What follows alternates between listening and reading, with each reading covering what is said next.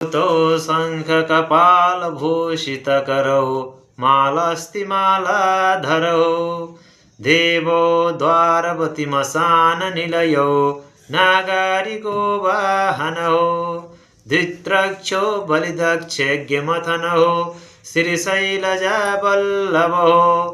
पापं मे हरतां सदा हरिहरौ श्रीवत्सगङ्गाधरौ। समादरणीय भक्तबिन्दुहरूमा जय श्री राधे, जय श्री कृष्ण। आज पनि पुनः श्री स्वस्थानी व्रत कथाको दोस्रो अध्याय लिएर यहाँहरू समस्ते उपस्थित भएको छु। स्तुति। यं ब्रह्मा वरुणेन्द्र रुद्र मरुतः स्तुवन्ति दिव्यै स्तवैर्वेदैः साङ्गपदक्रमोपनिः सदरे गायन्ति यं सामगाः ध्यानवस्थितः तद्गतेन मनसा पश्यन्ति यं योगिनो यस्यन्तां न विदुः सुरासुरगणा देवाय तस्मै नमः। श्रीमचन्दनचर्चितोज्ज्वलवपुः शुक्लाम्बरा मल्लिका मालालङ्कृतकुण्डला परिविलासन्मुक्ता पलिशोभिता सर्वज्ञाननिदान पुस्तकधरा रुद्राक्षमालाकरा वाग्देवी वदनाम्बुजे वसतु मे त्रैलोक्य माता चिरम्।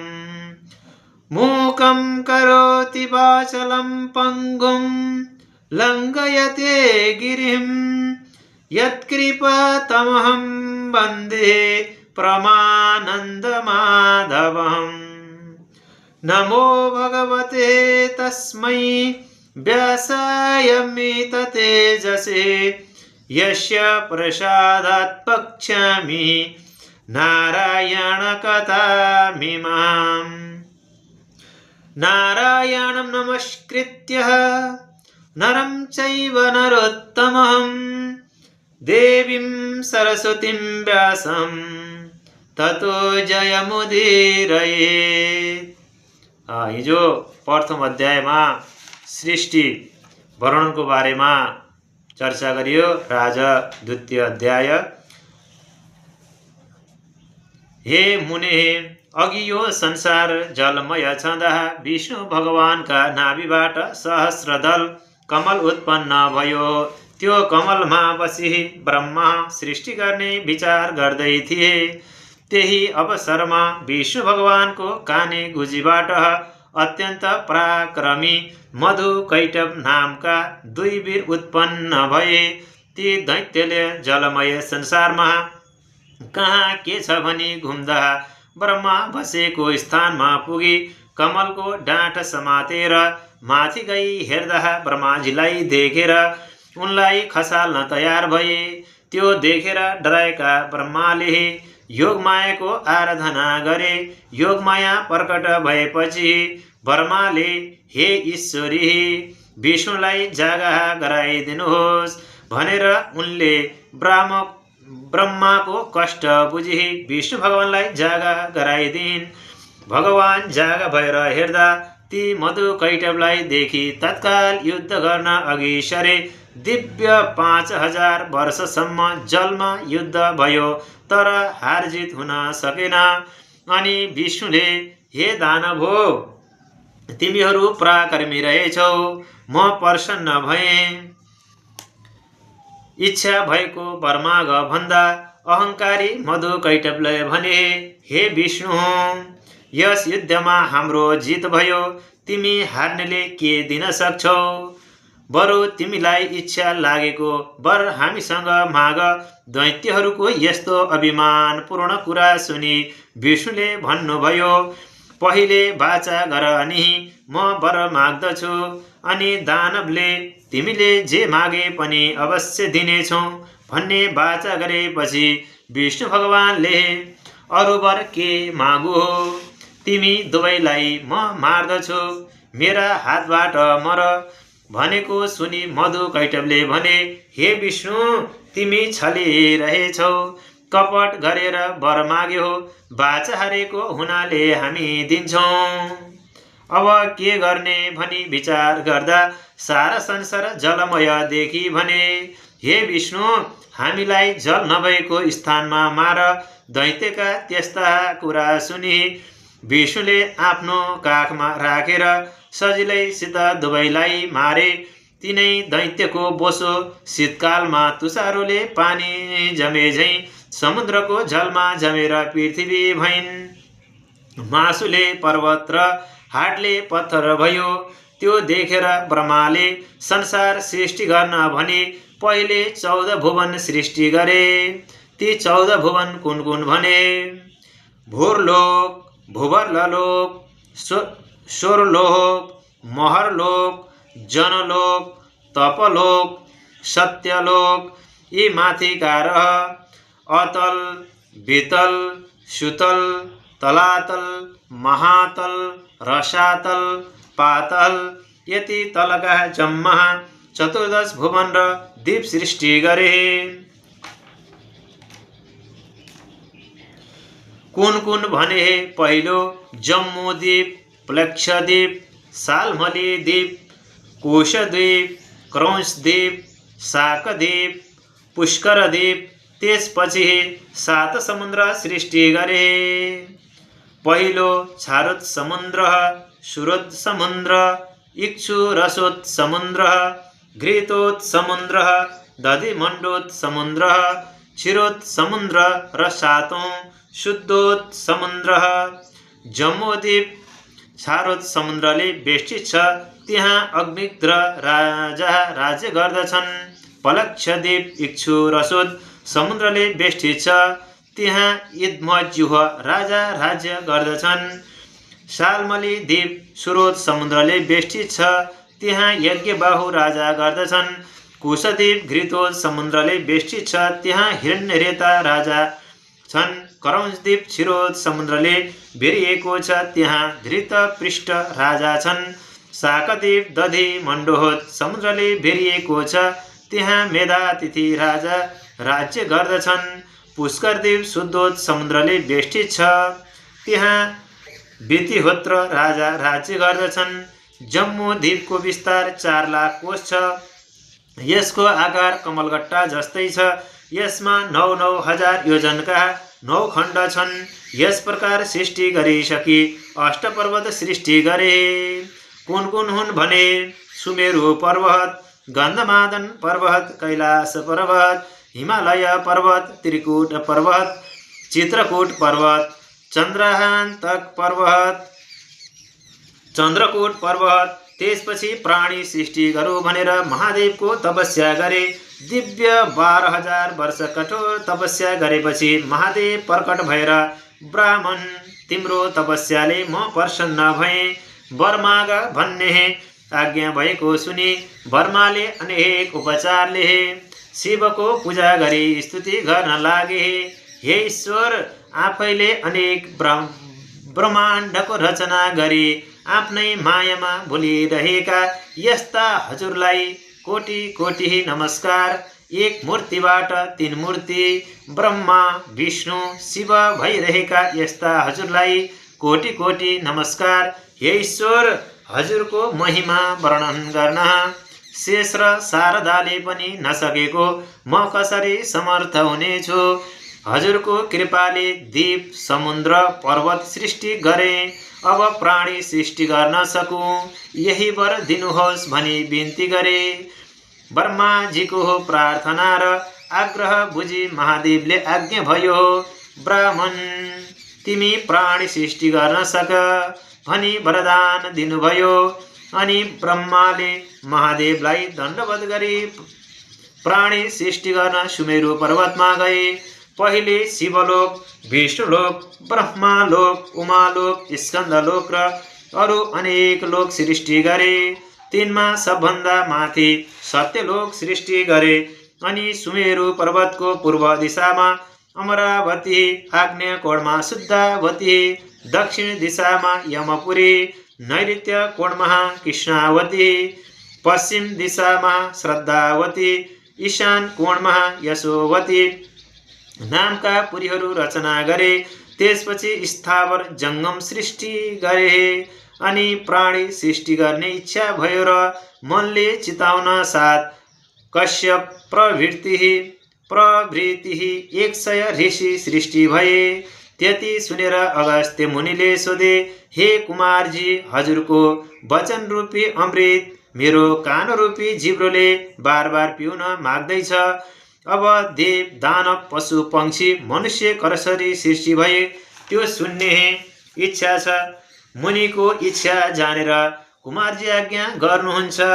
हे मुनि, काश्यप ऋषि कहा अदिति, दिति, दनु, कारा, घोरा, सिंहिका, क्रोधा, प्राधा, बलिष्ठा, भीनता, कपिला, कद्रु र मनु यस्ता स्त्रीहरू थिए। अतः दितिका गर्भबाट हिरण्यकशिपु आदि दैत्य जन्मे। अदितिका गर्भबाट चन्द्र सूर्य आदि 33 कोटी देवताहरू जन्मे। दनुका गर्भबाट दानवहरू जन्मे। कारा घोराका गर्भबाट गन्धर्वहरू जन्मे। सिंहिकाको गर्भबाट राहु जन्मियो। प्राधाका गर्भबाट उर्वशी आदि अप्सराहरू जन्मे। क्रोधाका गर्भबाट क्रोध जन्मियो। मनुका गर्भबाट ब्राह्मण, क्षत्रिय, वैश्य, शूद्र यी 4 थरी मनुष्य जन्मे।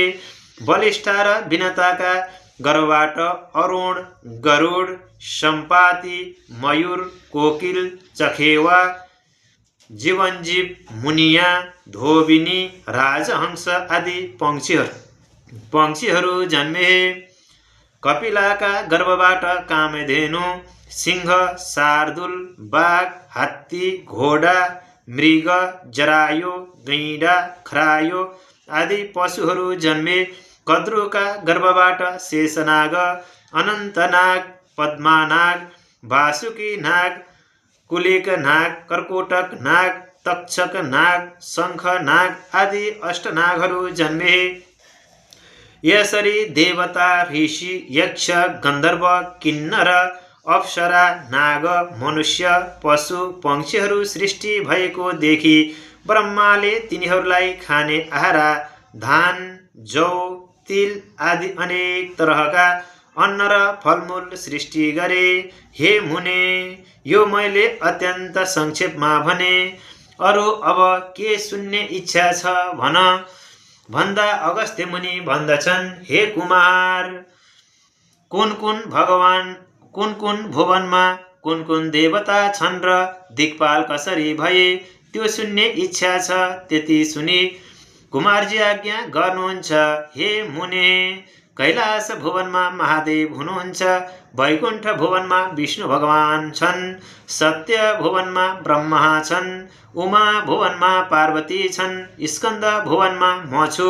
धूम्र भुवनमा धूम्र ऋषि छन्। नैऋत्य भुवनमा अन्य ऋषिहरू छन्।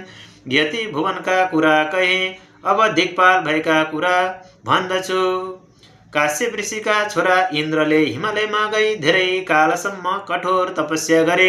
महादेव प्रसन्न भई, हे इन्द्र, तिम्रो तपस्याले म प्रसन्न भए भनी वरदान दिए। अमरावतीको अधिपति र पूर्व दिशाको दिक्पाल बनाई पठाए। फेरि एउटाले गई उसै गरी तपस्या गर्दा महादेव प्रसन्न भएर अग्नि नाम राखी अग्निकोणको दिक्पाल बनाए। शुद्धवतीको अधिपति गराई पठाए। फेरि अर्कोले गई त्यसै गरी तपस्या गरे।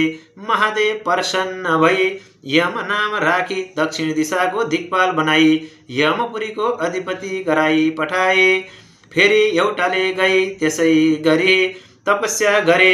महादेव खुसी भई नैऋत्य नाम राखी नैऋत्य कोणको दिक्पाल र कृष्णावतीको अधिपति गराई पठाए। फेरि अर्कोले गई त्यसै गरी तपस्या गरे। महादेव प्रसन्न भई वरुण नाम राखी पश्चिम दिशाको दिक्पाल र श्रद्धावतीको अधिपति गराई पठाए। फेरि 49 वायुले गई त्यसै गरी तपस्या गरे। महादेव प्रसन्न भई वरदान माग भन्दा ती वायुले हामी 49 जना एक हुन सकौं र हामीलाई कोही नदेखुन्, केवल शब्द मात्र सुनुन्, बलमा पनि कसैले जित्न नसकुन् भनी माग्दा महादेवले तथास्तु भनी प्रदान दिएर वायु नाम राखी वायव्य कोणको अधिपति गराई पठाए। फेरि एउटाले गई त्यसै गरी तपस्या गरे। महादेव खुसी भई कुबेर नाम राखी उत्तर दिशाको दिक्पाल र अलकापुरीको अधिपति गराई पठाए। फेरि एउटाले गई त्यसै गरी तपस्या गरे। महादेव प्रसन्न भई विश्वकर्मा नाम राखी ईशान कोणको दिक्पाल र यशोवतीको अधिपति बनाई पठाए। हे मुने, यति दिक्पाल भएको कुरा कहेँ, अब के सुन्ने इच्छा छ भन। कुमारको यस्तो वचन सुनि अगस्त्य मुनि भन्नुहुन्छ, महादेव र सतीदेवको विवाह भएको र सतीदेवी मर्दा उत्पात भएको। फेरि सतीदेवी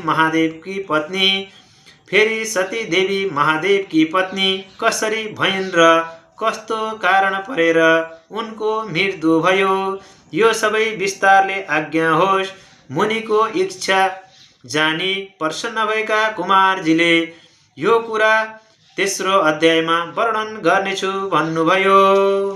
श्री स्कंद पुराण केदारखण्डे माघ महात्म्ये कुमार अगस्त्य संवादे श्री स्वस्तानी व्रत कथायं दिक्पाल वर्णन नाम द्वितीय अध्याय। नारायण हरे हरे। जय बोलो श्री स्वस्तानी परमेश्वरी माता की जय। ल पुष्पांजलि। ओम उपनयतु मंगलम वह सकल जगन मंगलालय श्रीमान दीनकर किरण निबोधित नव नलिन दल निवेक्षण कृष्ण काली वर्षतु पर्जन्य पृथिवी सस्यशालिनी देशोऽयं क्षोभरहितो ब्राह्मणः सन्तु निर्भयः अपुत्रः पुत्रिणः सन्तु पुत्रिणः सन्तु पौत्रिणः निर्धनः साधनः सन्तु जीवनन्तु श्रद्धां शतं तत्रैव गङ्गा यमुना च तत्र गोदावरी सिन्धु सरस्वती च तीर्थानि सर्वाणि वसन्ति तत्र यत्र चितोदारः कथा प्रसङ्गः या कुन्देन्दु तुषारहार धवला या शुभ्रवस्त्रावृता या वीणा वरदण्डमण्डितकरा या श्वेतपद्मासना या ब्रह्मचितशङ्करपर्भिर्तिभिर्देवैः सदा वन्दिता श्यामं पातु सरस्वती भगवती निःशेषजाड्येपः कायेन वाचा मनसीन्द्रिर्वा बुद्ध्यात्मना वा प्रकृति स्वभावत् करोमि यद्यत् सकलं परस्मै नारायणयेति समर्पयेत्। जय बोलो सदा शिव श्री स्वस्तानी परमेश्वरी की जय। जय बोलो 33 कोटि देवताहरू की जय। श्री स्वस्तानी परमेश्वरी का कृपाले यहाँहरूको घरमा सुख शान्ति होस्, समृद्धि होस्, लक्ष्मी माताको कृपा मिलोस् र पुनः तेस्रो अध्याय लिएर भोलि यहाँहरूको समस्ते उपस्थित हुनेछौँ। धन्यवाद।